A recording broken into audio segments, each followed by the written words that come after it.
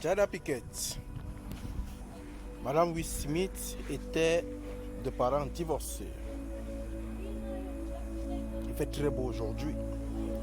Véritablement, c'est un très bon climat pour pouvoir s'asseoir et parler des choses un peu compliquées.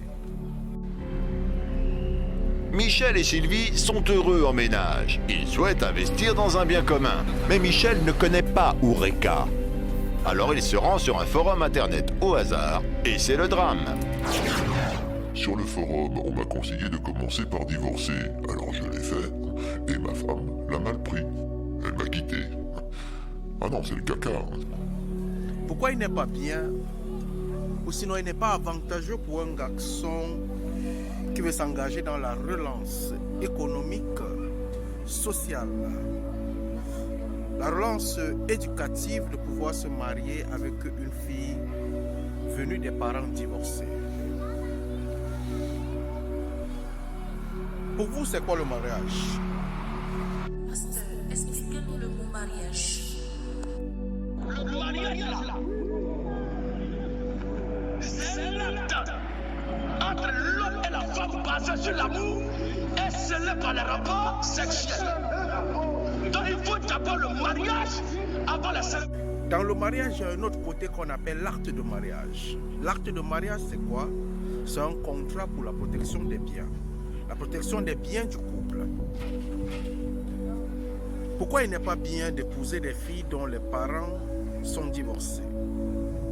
Si vous levez aujourd'hui, vous décidez de partir épouser une fille, il est préférable qu'au lieu de regarder l'éducation de cette fille, il faudrait bien s'intéresser d'abord au comportement de sa maman. Si sa maman se comporte bien avec son père, cette fille a une éducation qui va vous permettre de comprendre qu'elle va bien se comporter avec vous. Si sa maman est travailleuse, elle aura envie de travailler. Si sa maman se comporte comme une féministe, elle aura envie de se comporter comme sa maman. D'habitude, on dit chez nous, si ton père était charpentier, tu as de fortes chances d'être charpentier. Même si tu ne le vis pas, mais tu as des connaissances en charpenterie. Exemple de Jésus, le Fils de Dieu, on l'appelle charpentier aujourd'hui parce que son père était charpentier.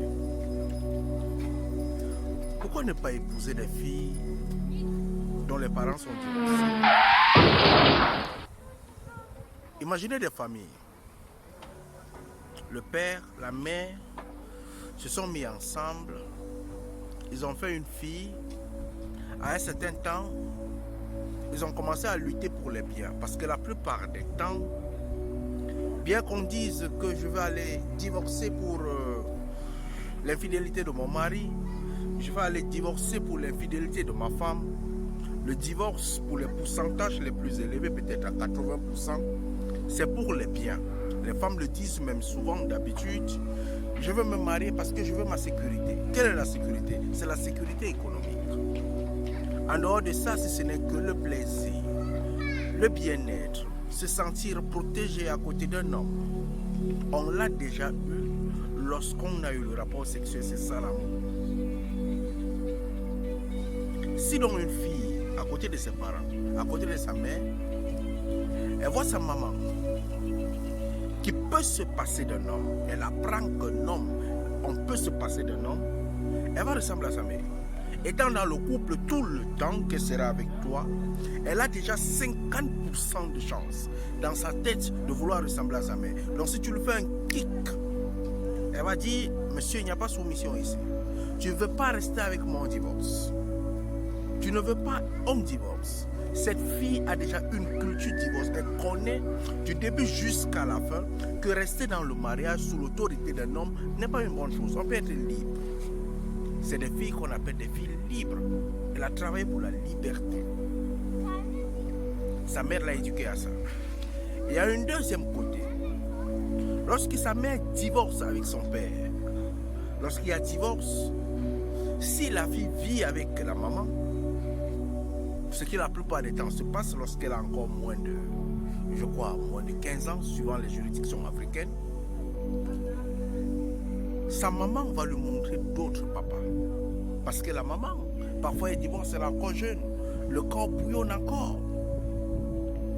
Il faudra à un certain niveau qu'elle se sente bien, qu'elle se mette à l'aise sexuellement. Mais il y a sa fille à côté. Elle ne peut pas le faire en cachette. Elle va montrer à sa fille qu'avoir un seul homme dans la vie, ce n'est pas bien. Si on se passe de son père, on peut se passer, utiliser l'autre ici pour l'instant et passer à un autre. La maman ne peut pas donner une éducation correcte de mariage à sa fille. Elle va lui donner une éducation superficielle. Tu peux te marier, mais tu peux te passer de lui si tu as ton argent. On lui donne une éducation où, lorsqu'elle a de l'argent, elle peut se passer de l'homme. J'ai parlé ici des divorcés. Je n'ai pas parlé des parents séparés. Un couple qui ne s'est pas marié, ce qui veut dire qu'ils n'ont pas fait le contrat économique que j'appelle l'acte de mariage, ce n'est pas un problème. Vous pouvez faire un enfant, vous l'éduquer, l'autre à gauche, l'autre à droite. Parce qu'à un certain temps, les enfants vont comprendre que papa n'était pas fait pour être ensemble. Ils n'ont jamais eu de contrat. Ils ne feront même pas de gueule pour ça, ils vont même essayer de cacher ça aux enfants.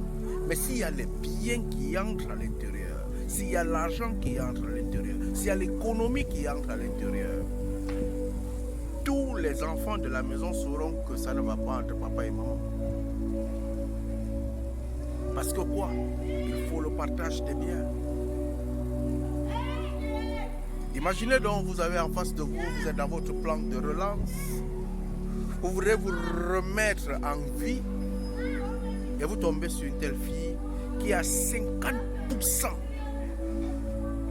de confiance à la relation de couple éternel.